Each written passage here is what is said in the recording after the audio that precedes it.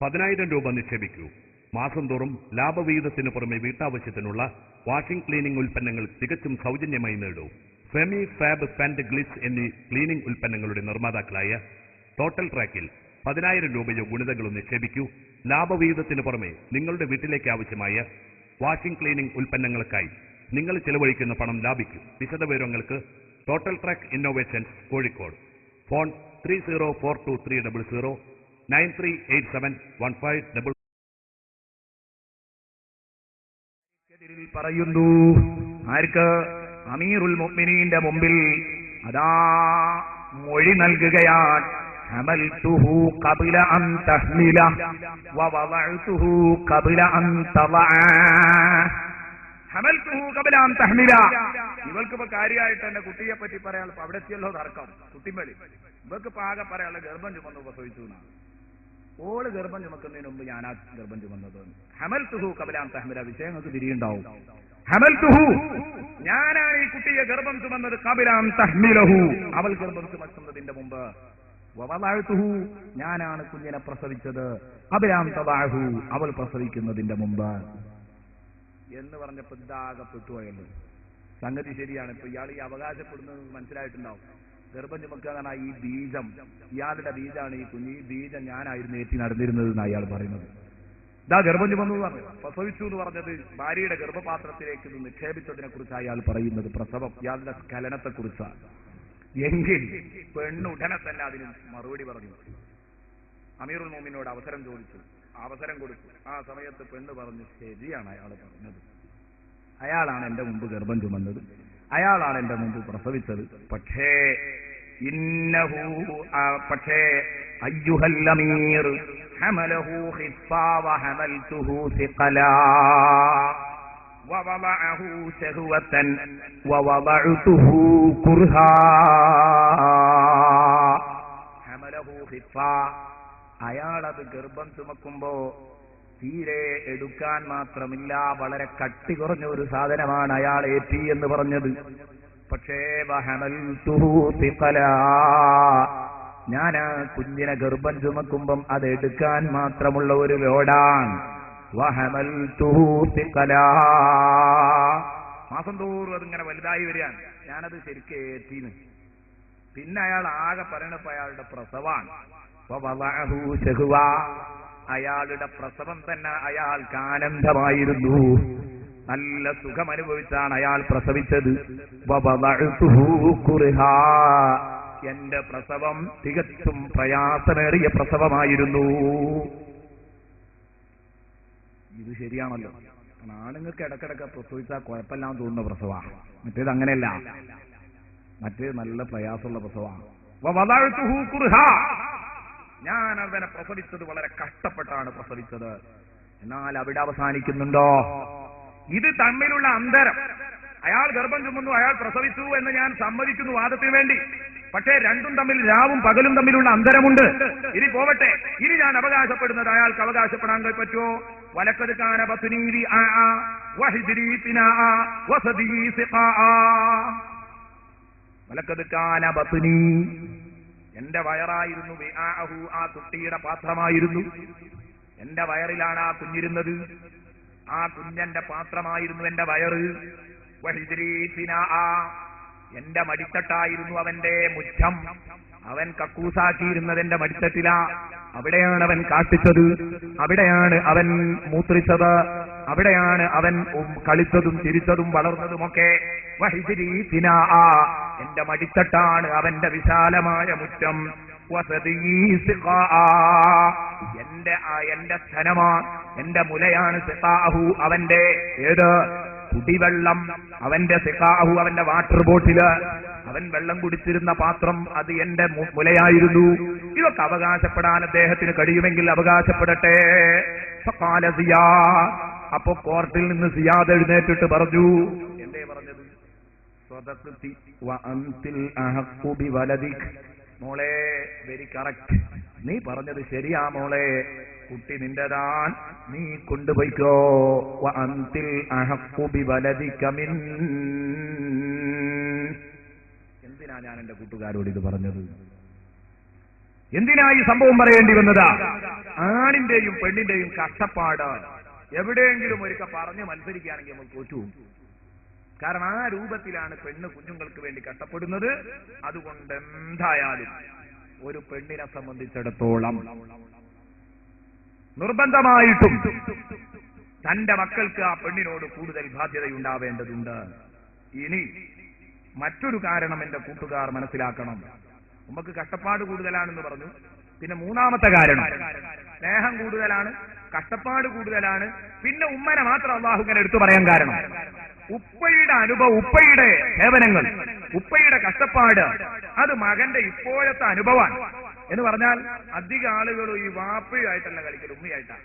എന്ന് പറഞ്ഞാൽ ഉമ്മാനെയാ കഷ്ടപ്പെടുത്തുക. കാരണം ഈ ഉമ്മ അവന്റെ ചെറുപ്പകാലത്ത് അവന് ചെയ്തു കൊടുക്കാനുള്ളതോളം ഈ പാവം ചെയ്തു കൊടുത്തത്. ഇവന് ബോധം വെക്കുന്നതിന് മുമ്പാണ് എല്ലാം അനുഭവിച്ചത്. ഉപ്പപ്പോഴും പണം കെട്ടിയേക്കാൻ കൊടുക്കുന്നത് ഉപ്പയായിരിക്കും, പഠിപ്പിച്ചത് ഉപ്പയായിരിക്കും. അപ്പൊ കുറച്ചൊക്കെ ബോധം വെച്ചിട്ട് കിട്ടിയത് കുറച്ചൊക്കെ ഓർമ്മ ഉണ്ടാവും. പക്ഷെ ബോധം വരുന്നതിന്റെ മുമ്പ് കിട്ടിയ അനുഭവം അത് അള്ളാഹു ഇടപെട്ട് ഓർമ്മപ്പെടുത്തുകയാണ്. ചിന്തിക്കണം, അതിനേക്കാൾ നിനക്ക് ബന്ധപ്പെട്ട ഒരു സാധുവിടെ ഉണ്ട് കേട്ടോ. മാത്രമല്ല നമ്മളെ കെട്ടിയോളും നമ്മളും കൂടി വശിപ്പിക്കൽ ഈ സാധുവിനെയാണ്. ദയവ് ചെയ്ത് ഇതുണ്ടാവരുത്. ഇതിന് തന്നെയാണ് ഈ വിഷയം ഇവിടെ ചർച്ച ചെയ്യുന്നത്. മാതാപിതാക്കളെ കഷ്ടപ്പെടുത്തുന്ന ഒരൊറ്റ കുട്ടിയും ഉണ്ടാകരുത്. ശ്രദ്ധിക്കണം. എന്ന് പറയുമ്പോൾ പ്രശ്നങ്ങൾ ഉണ്ടാകും, ജീവിക്കാൻ കഴിയില്ല. ചില ഉമ്മമാരിത് വല്ല വസിയത്തന്നെ പറഞ്ഞ് ഏൽപ്പിക്കുന്നത് പോലെയാണ്. കുട്ടികളെ കുറിച്ച് പറയുന്നിടത്ത് ഒരു സ്ഥലത്ത് കാണാം, ഖുർആൻ പരിഹസിച്ചുകൊണ്ട് ചോദിച്ചത് കാണാം. ഇവർ വസിയത്ത് ചെയ്ത് ഏൽപ്പിച്ചതാണോ അറിയില്ല. പിൽക്കാലത്തുള്ളവരും അതേ പരിപാടി ആ എളുപ്പത്തരം തന്നെ ഏറ്റെടുക്കുന്നു. എന്നുപോലെ ഈ വസിയത്തൊക്കെ ചെയ്ത് ഏൽപ്പിക്കുന്ന പോലെ ഉണ്ട് ഈ ഉമ്മമാരി അമ്മായിമ്മ പോര് എന്ന് പറഞ്ഞ സാധനം. അതാണ് പോകുന്നില്ല, സമൂഹത്തിനാണ്ട് എടുത്തു കളയാൻ കഴിയുന്നില്ല. എന്നാൽ ഇപ്പൊ അമ്മായിമ്മന്റെ പോര് കൊണ്ട് വിഷമിക്കുന്ന അമ്മായിമ്മ വല്ലാതെ പീഡിപ്പിക്കുന്നു പറഞ്ഞ് ഈ പെണ്ണുണ്ടല്ലോ, ഇവളമ്മായിമ്മയാവുമ്പോഴും കഥ തന്നെയാ. ഇവിടെ നന്നാവണ്ടേ? ഇവിടെ നന്നാവണല്ലോ, ഇവിടെ നന്നാവണില്ല. അതാ ഞാൻ പറഞ്ഞത്. മറ്റേ അമ്മായിമ്മ മരിക്കുമ്പോ ചെവിയിലൊക്കെ പറഞ്ഞു കൊടുത്തായി, മോളെ ഇനി നിന്റെ മരുമകള് വരുമ്പോഴേ ഞാൻ കാട്ടീനൊക്കെ ഒരു ഇയാൾ കാട്ടിക്കാണ്ടിട്ടോ എന്ന് പറഞ്ഞ ഇതൊരു വസിയത്തന്നെ പറഞ്ഞു ഏൽപ്പിക്കണ പോലെ സംഗതി അങ്ങനെ തുടർന്നുകൊണ്ടിരിക്കുക. അത് ഒഴിവാക്കാൻ കഴിയുന്നില്ല. അതുകൊണ്ട് ആരും ഉമ്മമാര് തിരുത്തണം. പ്രത്യേകിച്ച് ഞാൻ ഇന്നത്തെ സഹോദരിമാരോട് പറയുന്നു, കുറച്ചൊക്കെ വിദ്യാഭ്യാസമുള്ളവരായതുകൊണ്ട് ഇനി വരും തലമുറയിൽ നിങ്ങൾ തിരുത്തണം. എന്ന് പറഞ്ഞാൽ അമ്മായിമ്മമാരുടെ അടുത്ത് കുറെ പ്രശ്നങ്ങൾ ഇവിടെ വരുന്നുണ്ട്, ഇല്ലാന്ന് പറയാൻ പറ്റില്ല. ദബ്ബജുത്തുക്കവ അങ്കഹത്തുക്ക പറഞ്ഞ് കൂട്ടി യോജിപ്പിച്ച് കെട്ടിച്ചു കൊടുത്ത ഭാര്യയും ഭർത്താവും ഒന്ന് ഒരുമിച്ച് നടക്കുന്നത് പോലും കാണാൻ കഴിയാത്ത ഉമ്മമാരുണ്ട്. ഇതിനൊക്കെ പേര് വേറെ ഒന്നാണ്.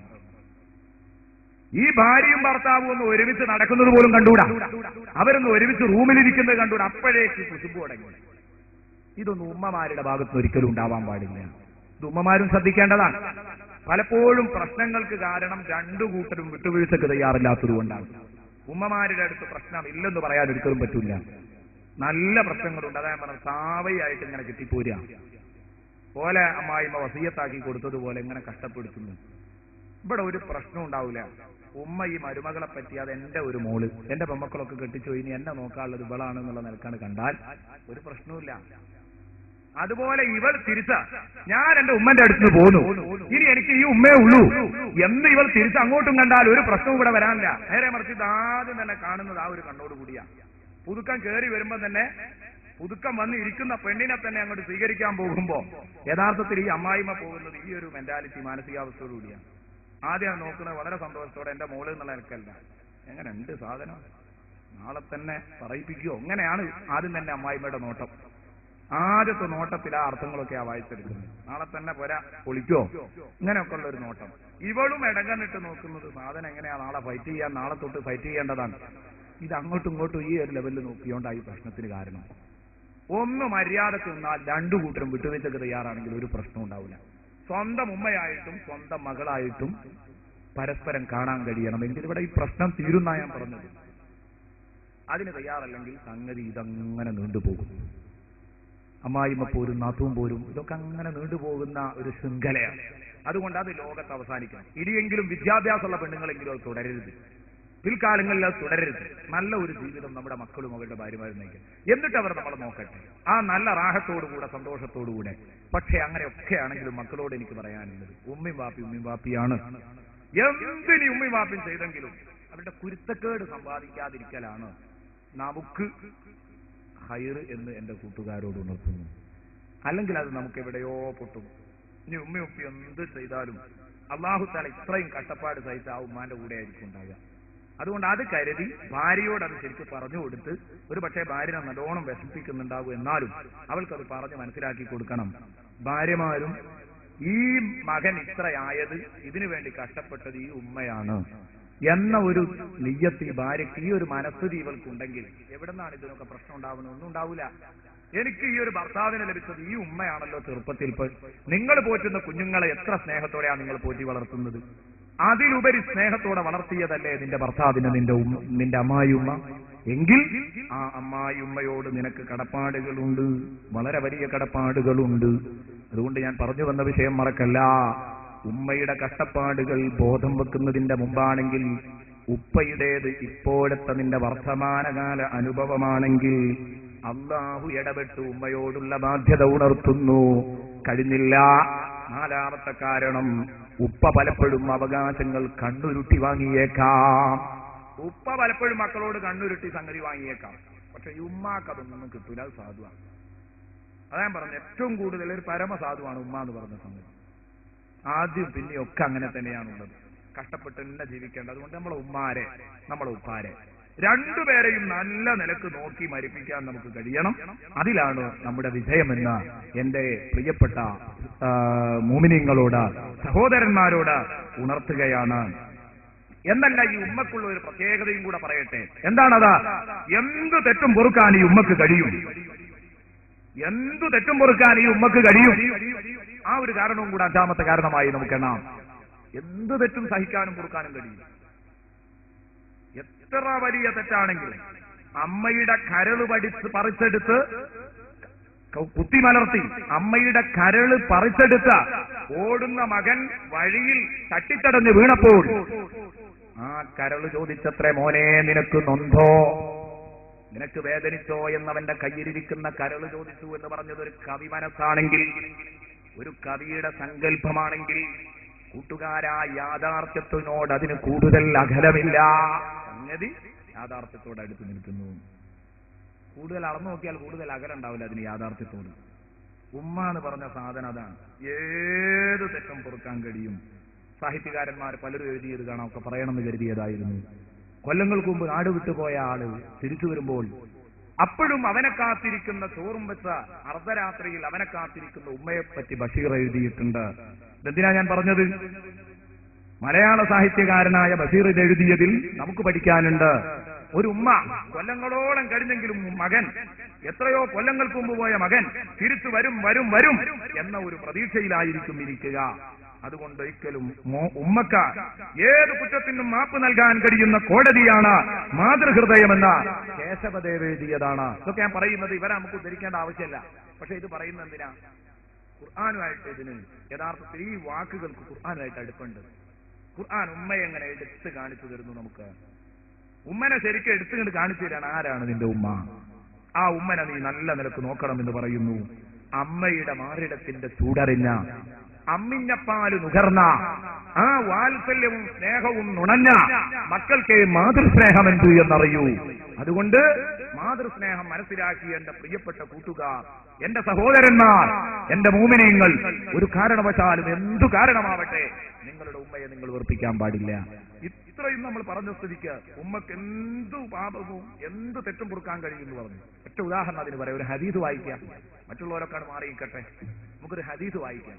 അതായിരിക്കും സന്തോഷം. കാരണം കുറെ ആളുകൾക്ക് ഈ കേശവദേവനും ബഷീറിനും ഒന്നും പറയുമ്പോൾ എന്തിനാ റസൂലുള്ളാഹിന്റെ ഹദീസ് ഇല്ലേ എന്നുള്ള ഒരു റസൂലുള്ളാഹിന്റെ ഹദീസുണ്ട്. റസൂലുള്ളാഹി സ്വല്ലല്ലാഹു അലൈഹി വസല്ലം തങ്ങൾ അബ്ദു ഇബ്നു അബീ ഔഫാ റളിയല്ലാഹു അൻഹു അദ്ദേഹം പറയുന്നത് കാണാം. ഞങ്ങൾ നബി സല്ലല്ലാഹു അലൈഹി വസല്ലം തങ്ങളുടെ അടുത്തിരിക്കുകയാണ്. കുന്നാഇൻദ നബി സല്ലല്ലാഹു അലൈഹി വസല്ലം ഫഅതാഹു ആതിൻ. ഞങ്ങൾ നബി തങ്ങളുടെ സദസ്സിലിരിക്കുമ്പോൾ ഒരാൾ നബി സല്ലല്ലാഹു അലൈഹി വസല്ലം തങ്ങളുടെ അടുത്ത് വന്നു. എന്നിട്ട് പറഞ്ഞു, നബിയെ, അവിടെ ഒരു യുവാവുണ്ട് മരണത്തോട് മല്ലടിച്ച് കിടക്കുന്ന എന്ന് പറഞ്ഞു.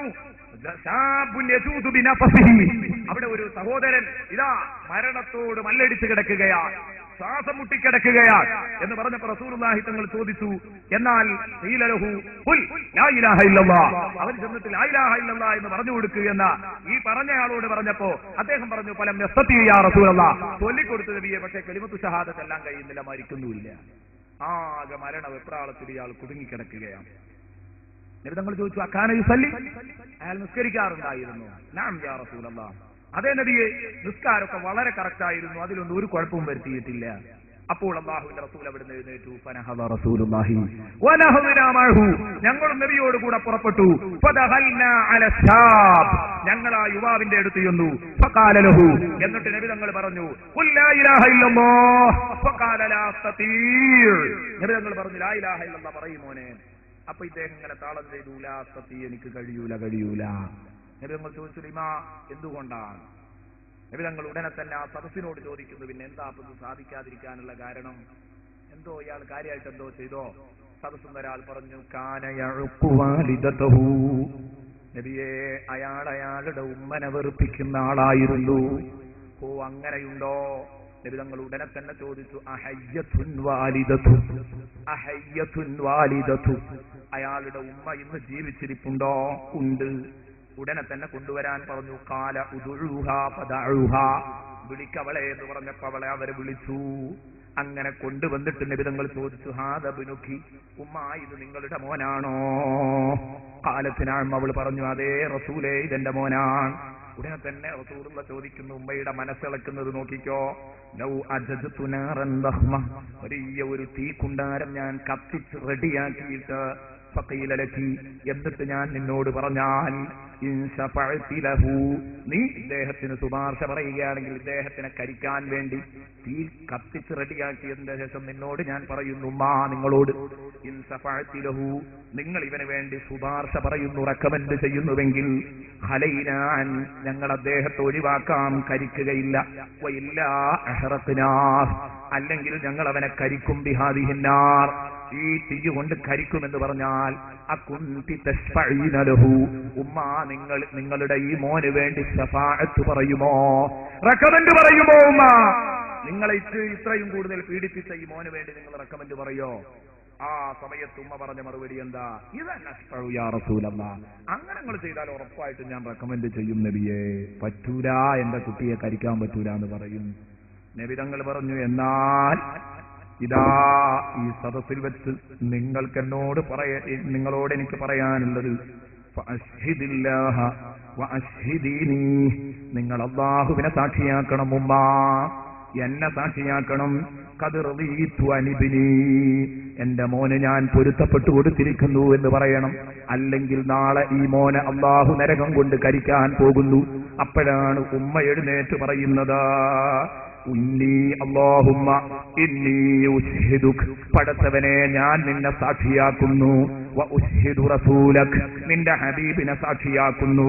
അന്നീ ഖദ് റളീതു അനിബ്നി, ഞാൻ എന്റെ മോന് പൊരുത്തപ്പെട്ടു കൊടുത്തിരിക്കുന്നു. ഫഖാല സല്ലല്ലാഹു അലൈഹി വസല്ലം, ആ സമയത്ത് നബി തങ്ങൾ പറഞ്ഞു, യാ ഗുലാം, മോനെ, ഖുൽ ലാ ഇലാഹ ഇല്ലല്ലാഹ്, ലാ ഇലാഹ ഇല്ലല്ലാഹ് പറയും മോനെ എന്ന് പറഞ്ഞു. ഫഖാലഹാ, ആ കുട്ടി ഉടനെ തന്നെ, ആ മോന്, ആ ചെറുപ്പക്കാരൻ ലാ ഇലാഹ ഇല്ലല്ലാഹ് എന്ന് പറഞ്ഞു മരിക്കുന്നു. റസൂലുള്ളാഹി സ്വല്ലല്ലാഹു അലൈഹി വസല്ലം തങ്ങൾ പറഞ്ഞു, അൽഹംദുലില്ലാഹില്ലദീ അൻഖദഹു മിനന്നാർ, ഈ മനുഷ്യനെ നരകത്തിൽ നിന്ന് രക്ഷിച്ച പടച്ച റബ്ബിന് സ്തുതി എന്ന് സയ്യിദുനാ മുഹമ്മദുർ റസൂലുള്ളാഹി.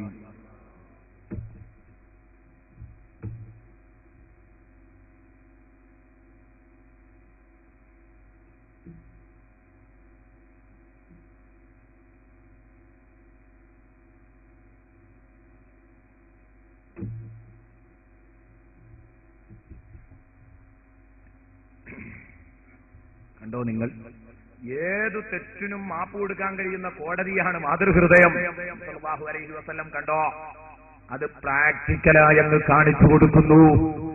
അത് എഴുതി, അത് പ്രസംഗിച്ച് നടക്കുകയല്ല ചെയ്തത്. അത് നബിതങ്ങളിതാ ശരിക്കെന്ന് പ്രാക്ടിക്കലായി കാണിച്ചു കൊടുക്കുന്നു. സഹോദരാ, സമയം കഴിഞ്ഞിട്ടുണ്ട്. ആകെ അരമണിക്കൂർ സമയം. അതിനുള്ളിൽ പറയാനുള്ള വിഷയങ്ങൾ മുഴുവനും പറയട്ടെ. അതുകൊണ്ട് നിങ്ങളുടെ മാതാക്കളുടെ കാൽക്കീഴിലാണ് സ്വർഗമെന്ന തിരുവചനം എപ്പോഴും എന്റെ പ്രിയപ്പെട്ട കൂട്ടുകാർ ഓർത്തിരിക്കണം. മാതാപിതാക്കളോടുള്ള ബന്ധം മെച്ചപ്പെടുത്താൻ ശ്രമിക്കുക.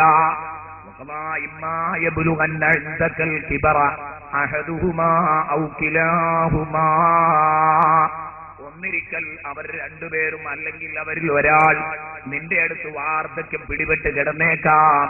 അന്ന് അവരെ വൃദ്ധസദനങ്ങളിലേക്ക് അയക്കരുത്, അല്ലെങ്കിൽ വീട്ടിലേതെങ്കിലും ഒരു മൂലയിലേക്ക് തള്ളിയിട്ട് അതൊരു വൃദ്ധസമാനമായ മൂലയും റൂമുമാക്കി മാറ്റരുതാ.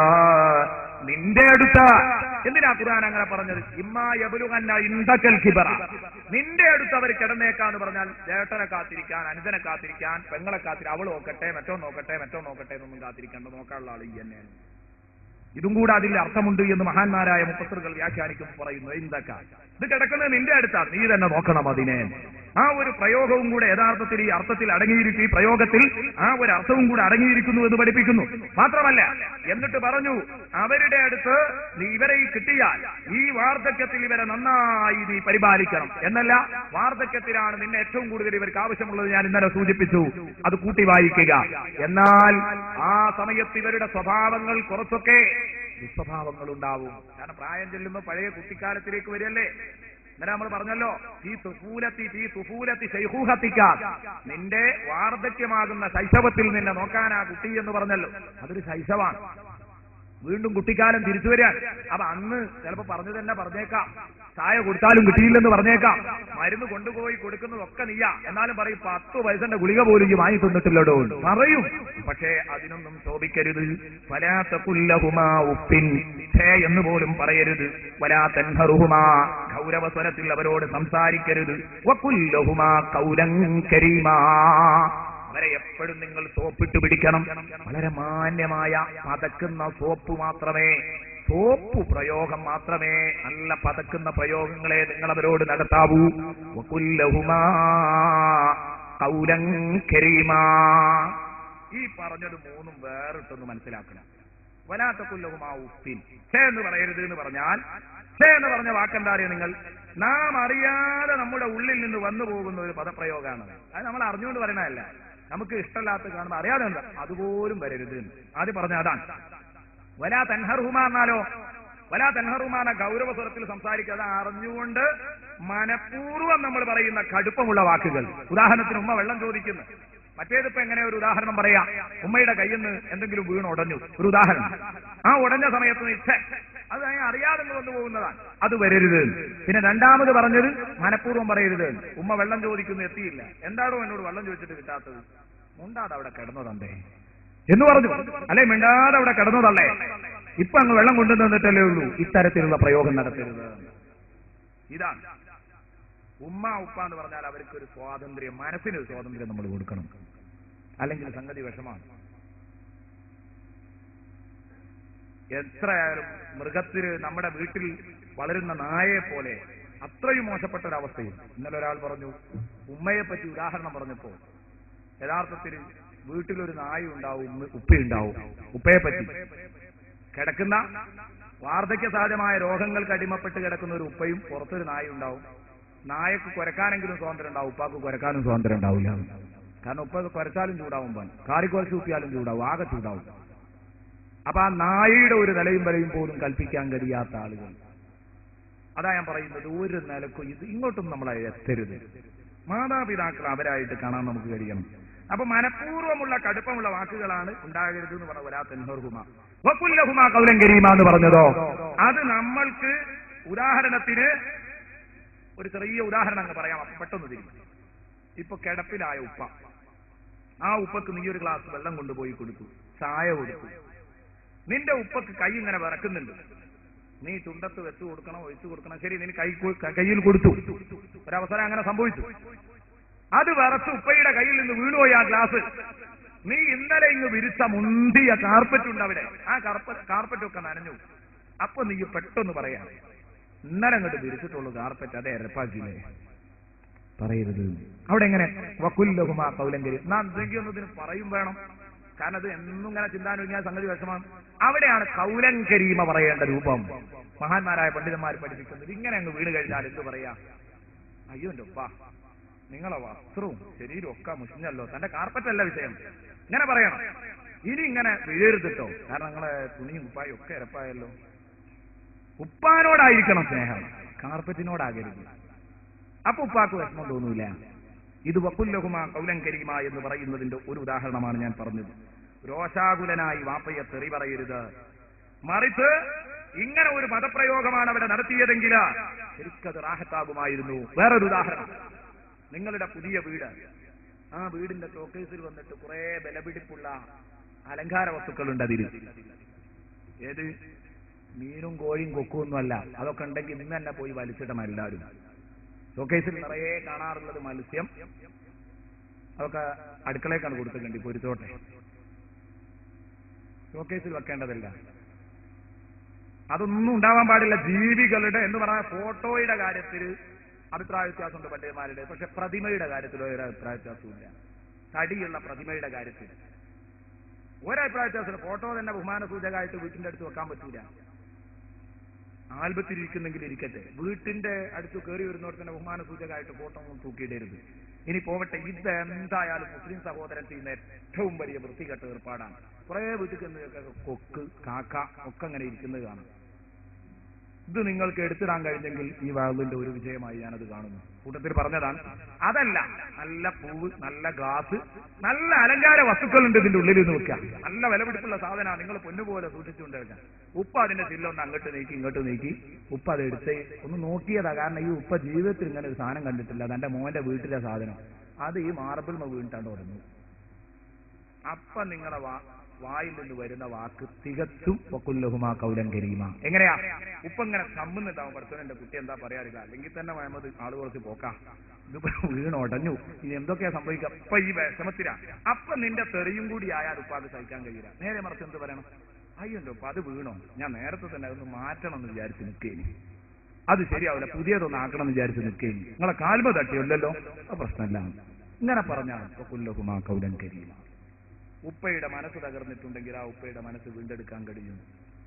ഒരു വിഷമമുണ്ട്, സംഗതികളെ മനസ്സിന് നല്ല വിഷമമുണ്ടാവും, ഉപ്പ അത് തള്ളിയിട്ടല്ലോ. പക്ഷെ ഉപ്പാനോട് ഇങ്ങനെ പറയാവൂ. ഇതാണ് വക്കുല്ലഹുമാ കൗലൻ കരീമ എന്ന് പറഞ്ഞതിന്റെ ഉദാഹരണം. ഖുർആൻ ഈ രൂപത്തിൽ സംസാരിക്കുമ്പോൾ ഉപ്പയോട് ഉമ്മയോട് അവരോടൊക്കെ ഈ രൂപത്തിൽ നിങ്ങൾ സംസാരിക്കുന്നുവെങ്കിൽ പ്രിയപ്പെട്ട കൂട്ടുകാരാ, നിങ്ങൾക്ക് വലിയ അനുഗ്രഹമാണ്. وَخْفِضْ لَهُمَا جَنَاحَ الذُّلِّ مِنَ الرَّحْمَةِ. വിഷയങ്ങൾ കുറേ വിഷയങ്ങൾ ഇനിയും പറയാനുണ്ട്, പക്ഷെ കഴിയൂലല്ലോ എന്നുള്ള വിഷമാണ് എനിക്ക്, കാരണം കുറഞ്ഞ സമയമുള്ളൂ. وَخْفِضْ لَهُمَا جَنَاحَ الذُّلِّ مِنَ الرَّحْمَةِ. കാരുണ്യത്തിന്റെ ചിറക്, താഴ്മയുടെ ചിറക് നിങ്ങൾ അവർക്ക് താഴ്ത്തിക്കൊടുക്കണം എന്ന് പറഞ്ഞാൽ ഇതിന്റെ അർത്ഥം എന്താണ്? പക്ഷിയെ ശ്രദ്ധിച്ചിട്ടുണ്ടോ? തള്ളപ്പക്ഷിയെ ശ്രദ്ധിച്ചിട്ടുണ്ടോ? എന്താ തള്ളപ്പട്ടി ചെയ്യാറുള്ളത്? തന്റെ കുഞ്ഞുങ്ങൾക്ക് സംരക്ഷണം ആവശ്യമാകുന്ന മേഖലയിൽ അതതിന്റെ ചിറക് വിരിച്ചു കൊടുക്കുന്നു. എന്നിട്ട് അതിന്റെ അകത്തേക്ക്, ചിറകിന്റെ അകത്തേക്ക് ഇട്ടിട്ടങ്ങ് കിടന്നാൽ ഒരാൾക്കും തന്റെ കുഞ്ഞിനെ റാഞ്ചിക്കൊണ്ടുപോകാൻ കഴിയില്ല, ഒരാൾക്കും ഏത് ചെയ്യാൻ കഴിയില്ല, ഈ കുഞ്ഞുങ്ങൾക്ക് ഉപദ്രവമേൽപ്പിക്കാൻ കഴിയില്ല, അത് കാണാൻ കഴിയില്ല. റാഞ്ചാൻ വേണ്ടി കാത്തിരിക്കുന്ന പരുന്തത് കാണില്ല. ഈ രൂപത്തിൽ അപകട മേഖലകളിൽ സംരക്ഷണം ആവശ്യമുള്ളിടത്ത് പക്ഷി കണ്ടിട്ടില്ലേ അതിന്റെ ചിറക് താഴ്ത്തിക്കൊടുത്ത് മക്കളെ കൂട്ടിപ്പിടിക്കുന്നത്? ഇതേ രൂപത്തിൽ വാർദ്ധക്യ സഹജമായ ശൈശവത്തിലേക്ക് തിരിച്ചുപോയ നിങ്ങളുടെ സഹായം ആവശ്യമുള്ള നിങ്ങളുടെ മാതാപിതാക്കളെ നിങ്ങൾ ചിറക് വിരിച്ചു കൂട്ടിപ്പിടിക്കണം. അല്ലാതെ എന്തല്ല, തള്ളപ്പട്ടി മക്കളെ തൊട്ട് പറക്കാൻ ഉദ്ദേശിച്ചാൽ ചിറക് പൊക്കി പറക്കല.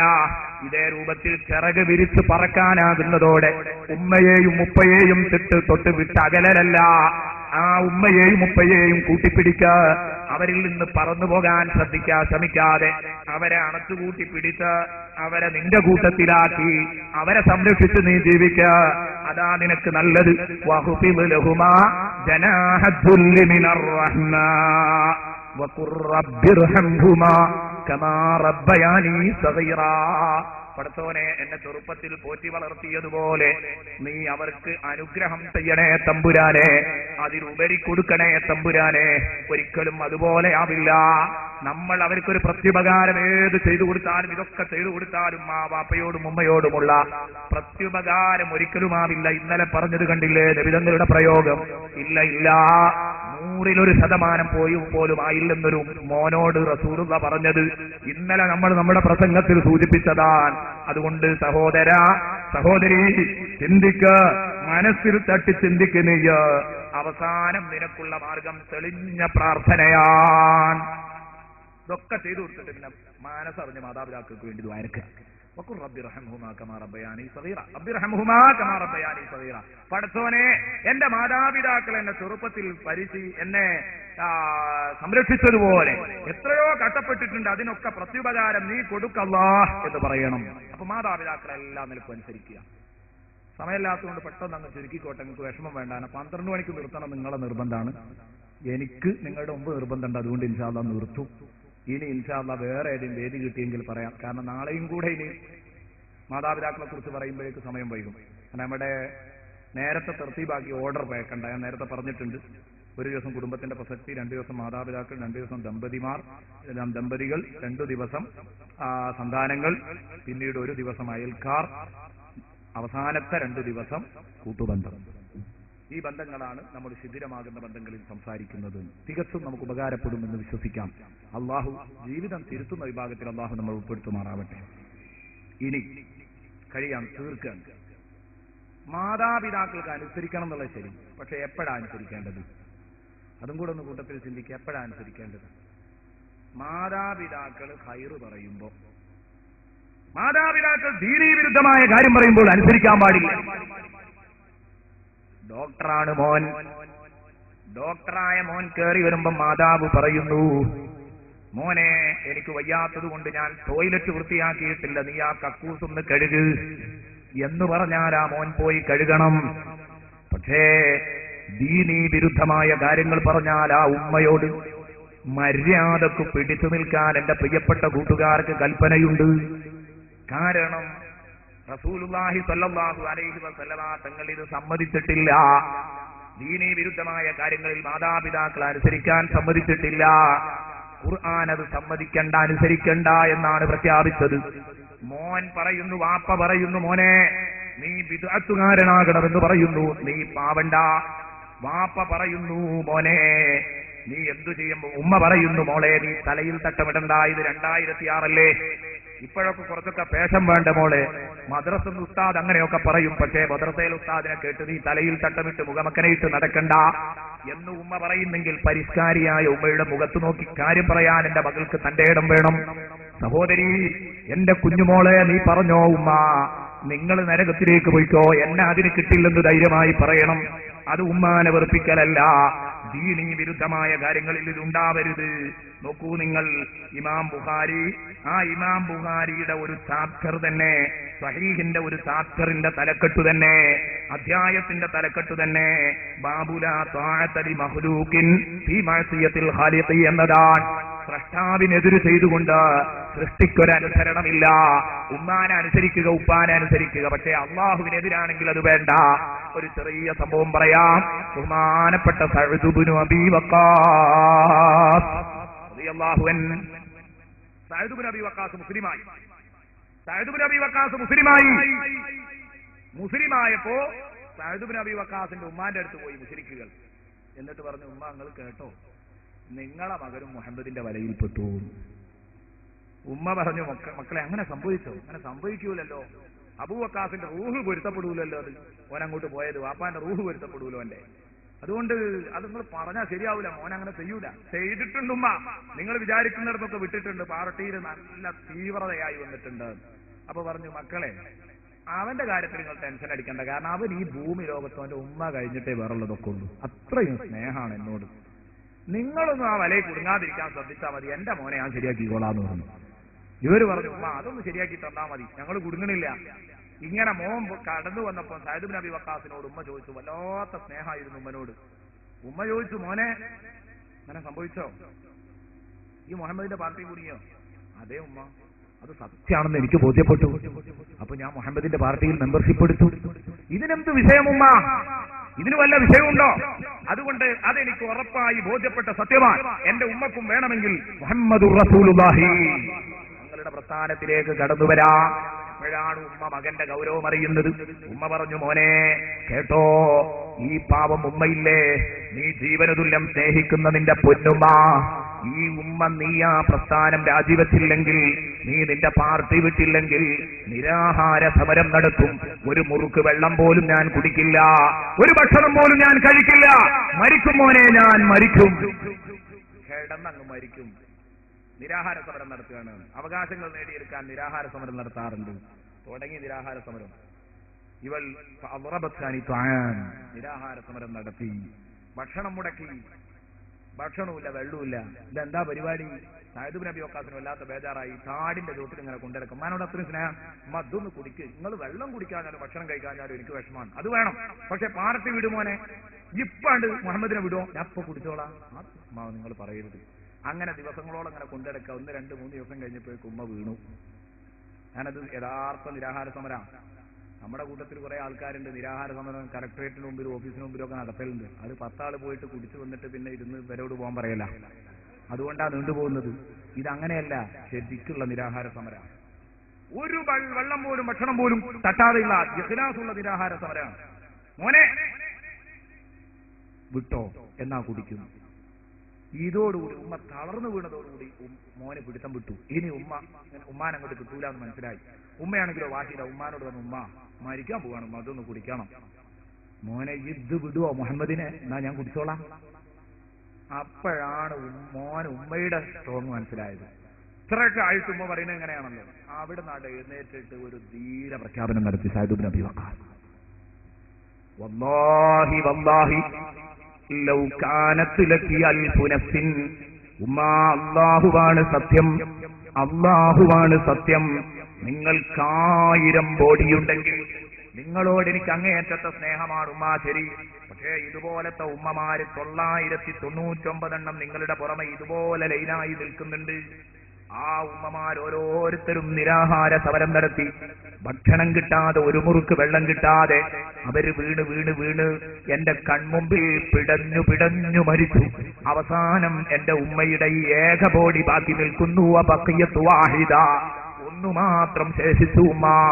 ഇത് മാത്രം എന്റെ മുഖത്തേക്ക് നോക്കിയിട്ട് എന്നോട് കെഞ്ചുന്ന പോലെ, മുഹമ്മദിന്റെ പാർട്ടി വിട്ടോ, അല്ലെങ്കിൽ അവസാനത്തെ ഉമ്മയായ ഞാനും പോവുകയാണ്, ഞാൻ നിന്റെ മുമ്പിൽ പെടഞ്ഞു മരിക്കുമെന്ന് പറഞ്ഞാൽ ഉമ്മ ഉറപ്പാണ്. 999 ഉമ്മമാര് എന്റെ മുമ്പിലാണ് വീണു മരിച്ചത്, ശരി തന്നെയാണ്. പക്ഷെ അവിടെന്ന് ഞാനങ്ങ് പ്രഖ്യാപിക്കും, ഉമ്മ പെടഞ്ഞങ്ങ് മരിച്ചോ, ഞാൻ മുഹമ്മദിന്റെ പാർട്ടി വിടില്ല. ഇത് പറയും ഉമ്മ, ഉറപ്പാൻ. അതിന് ധൈര്യമുണ്ടെങ്കിൽ കണ്ടാൽ മതി. അപ്പോഴാണ് ഉമ്മ പറഞ്ഞു, മോനെ ഞാൻ വെള്ളം കെട്ടെടുക്കാൻ വലിച്ചങ്ങ് കുടിച്ചു. നിരാഹാര സമരം പൊളിഞ്ഞു, വലിച്ചങ്ങ് കുടിച്ചു. ഈ സംഭവത്തെ കുറിച്ചാണ് സൂറത്തുൽ ലുഖ്മാനിൽ നിങ്ങൾക്ക് കാണാൻ കഴിയും ഒരായത്ത്. ഇത് സഅദ് നബി വഖാസിന്റെ പേരിൽ ഇറങ്ങിയതാണ്. വഇൻ ജാഹദാക അലാ അൻ തുശ്രിക ബിമാ ലൈസ ലക ബിഹി ഇൽം ഫലാ തുതിഉഹുമാ വസാഹിബുഹുമാ ഫിദ്ദുനിയാ മഅറൂഫാ. സൂറത്തുൽ ലുഖ്മാനിലെ 15-ാമത്തെ വചനം. വഇൻ ജാഹദാക, നിന്റെ മാതാവും പിതാവും നിന്നോട് സമരം നടത്തിയാൽ, നിന്നോടൊരു സമരത്തിനൊരുങ്ങിയാൽ, നിരാഹാര സമരമോ മറ്റേത് സമരമാവട്ടെ, നിന്നോട് അവർ നിർബന്ധം പിടിച്ചാൽ, അലാ അൻ തുശ്രിക ബിമാ ലൈസ ലക ബിഹി ഇൽം, നിനക്കെനിക്ക് അങ്ങനെ ഒരു കൂട്ടുകാരുള്ളതറിയില്ല, അവരെ എന്നോടൊപ്പം പങ്കുചേർക്കണമെന്ന് പറഞ്ഞ നിന്റെ വിശ്വാസത്തെ ചോദ്യം ചെയ്യുന്ന കാര്യം അള്ള പറഞ്ഞതിനെതിരെ ചെയ്യണമെന്ന് നിന്റെ ഉമ്മയും ഉപ്പയും നിന്നോട് പറഞ്ഞാൽ, ഫലാ തുതിഉഹുമാ, ആ ഉമ്മാനി ഉപ്പാനി മോനെ നീ അനുസരിക്കണ്ട. ഫസാഹിബുഹുമാ ഫിദ്ദുനിയാ മഅറൂഫാ, ഈ ഭൂമി ലോകത്ത് അവരോടൊത്ത് സഹവസിച്ച് ജീവിച്ചോ, നല്ല നിലക്ക് അവർക്ക് വേണ്ടതൊക്കെ ചെയ്തു കൊടുത്തോ, അവർക്ക് കാരുണ്യ പ്രവർത്തനങ്ങളാകാം. രോഗമായി കിടക്കുമ്പോൾ മുശ്രിക്കത്തായ ഉമ്മക്ക് വേണമെങ്കിൽ മരുന്ന് വാങ്ങിക്കൊടുത്തോ, ഡ്രസ്സില്ലാത്തപ്പോ ഒരു കൂട്ടം ഡ്രസ്സ് എടുത്തു കൊടുത്തോ, ഭക്ഷണമില്ലാത്തപ്പോ അത് എത്തിച്ചു കൊടുത്തോ, പ്രശ്നമില്ല. നിങ്ങളോട് പലരും ചോദിച്ചിട്ടില്ലേ, എന്റെ ഉമ്മ മുശ്രിക്കത്താണ്, ഞാൻ അവരെ ചേർക്കട്ടെ ഉമ്മ റസൂലേ എന്ന് ചോദിച്ചപ്പം സിലീഹ എന്നല്ലേ മറുപടി പറഞ്ഞത് ഒരു പെണ്ണിനോട് റസൂലുള്ളാഹ്. അതുപോലെ പുരുഷന്മാരോടും പറഞ്ഞിട്ടുണ്ട്. അതാണ് പറഞ്ഞത്. ആ വിഷയങ്ങളൊക്കെ പറയേണ്ടതായിരുന്നു, പക്ഷേ സമയമില്ലാത്തത് കൊണ്ടാണ്. അസ്മാ ബിവിയോട് റസൂലുള്ളാഹി സ്വല്ലല്ലാഹു അലൈഹി വസല്ലം തങ്ങൾ അങ്ങനെ പറഞ്ഞിട്ടുണ്ട്.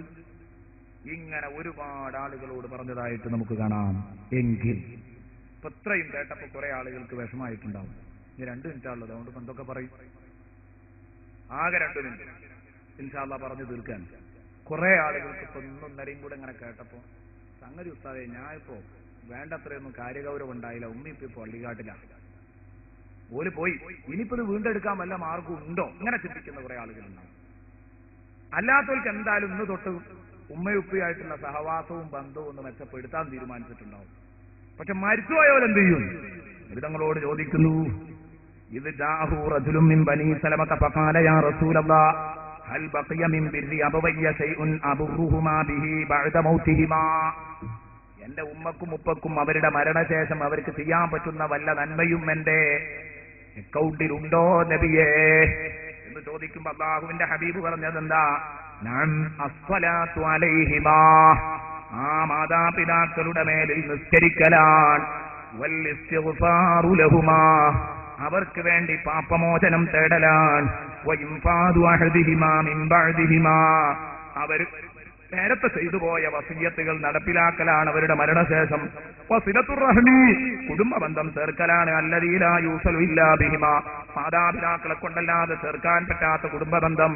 മാതാപിതാക്കളുടെ ജ്യേഷ്ഠന്മാരെ, അനുജന്മാരെ, അനുജത്തിമാരെ, ജ്യേഷ്ഠത്തിമാരെ, ഇവരെയൊക്കെ നിങ്ങൾ അനുസരിക്കുക, അവരെയൊക്കെ നിങ്ങൾ ബഹുമാനിക്കുക. വഇക്റാമു സ്വദീഖിഹിമാ, നിങ്ങളെ മാതാപിതാക്കളുടെ ചങ്ങാതിമാരെ നിങ്ങൾ ആദരിക്കുക. ഇതൊക്കെ നിങ്ങൾ ചെയ്യണം. ശേഷമുള്ളതാ. അതിനിപ്പോ എന്താ നമ്മളെ കൂട്ടത്തിലുള്ളവർ ചെയ്യുന്നത്? നമ്മളെ കൂട്ടത്തിൽ പല ആളുകളും ഇതൊക്കെ റെഡിയാണ്. മരിച്ചതിന്റെ ശേഷം ചെയ്യാനുള്ള കാര്യങ്ങളാണ്. ഒന്ന് നിസ്കരിക്കുക, ഇസ്തിഗ്ഫാർ ഇല്ല, ദുആർക്ക, അതൊക്കെ.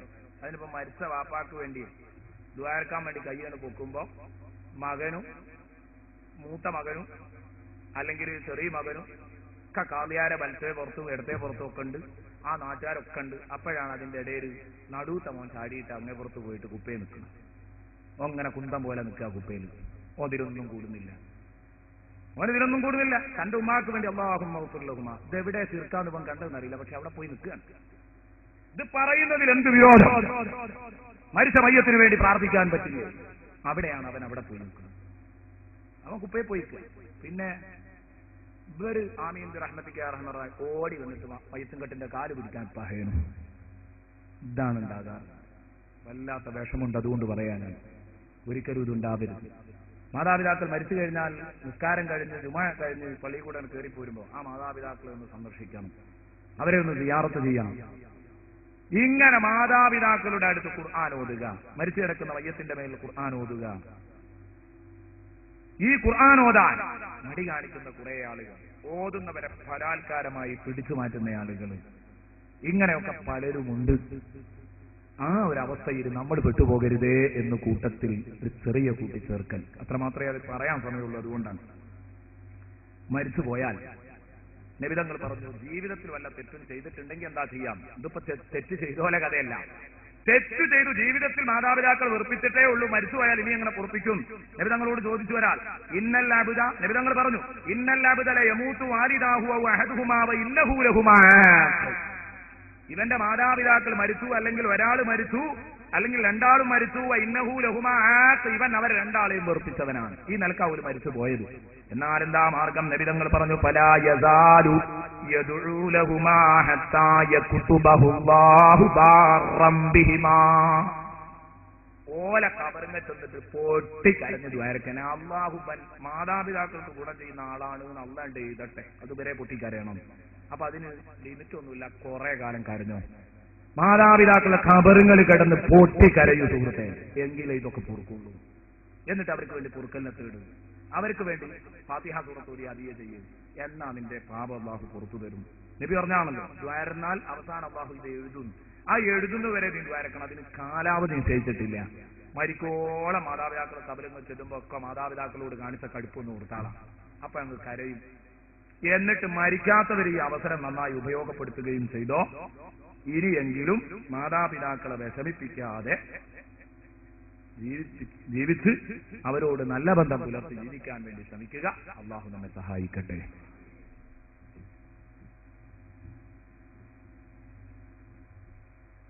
ഇനി ഇൻഷാ അല്ലാഹ് ദുആ ചെയ്യുകയാണ്. എല്ലാവരും ദുആ ചെയ്തിട്ടേ പോകാവൂ എന്ന് പ്രത്യേകം ഉണർത്തുന്നു. ഒരു തമ്മിൽ മസ്ലഹത്തുണ്ടാക്കി തരണം റഹ്മാനെ. പഠിച്ചവനെ, ഈ വേദിയോട് സഹകരിച്ചതിന്റെ തൊട്ടടുത്തുള്ള ഒരു വീട്ടുകാർ ഞങ്ങളുടെ കടങ്ങൾ നീ വീട്ടി തരണേ അല്ലാ. വിശുദ്ധ ഖുർആനിന്റെ ബർക്കത്ത് കൊണ്ട് ഞങ്ങളെ നീ പ്രയാസപ്പെടുത്തല്ല അല്ലാ. വിശുദ്ധ ഖുർആനിന്റെ ബർക്കത്ത് കൊണ്ട് ഞങ്ങളുടെ വിഷമങ്ങൾ നീ അകറ്റിത്തരണം അല്ലാ. ആവശ്യങ്ങൾ വീട്ടി തരണം അല്ലാ, റാഹത്തും സന്തോഷവുമാക്കി തരണം അല്ലാ, ഒരു നിരക്കും നീ വിഷമിപ്പിക്കല്ല അല്ലാ, കഷ്ടപ്പെടുത്തല്ല അല്ലാ, വിഷമിപ്പിക്കല്ല. ഇവിടെ ദുആ ചെയ്യാൻ പറഞ്ഞവരൊക്കെ മാതാപിതാക്കളുടെ കേസാണ്. അലക്ക് ഇനി ഏറെ എളുപ്പവും സുരക്ഷിതവുമായ അലക്കിന് സെമി ലിക്വിഡ് ക്ലോത്ത് വാഷ്. അലക്കുമ്പോൾ കൈകൾക്ക് പുകച്ചിലോ ചൊറിച്ചിലോ ഉണ്ടാകുന്നില്ല, വസ്ത്രങ്ങളുടെ നിറം മങ്ങുന്നില്ല. Semi liquid cloth wash. നിർമ്മാതാക്കൾ total track innovations, Kozhikode. Phone 304230093871 55502.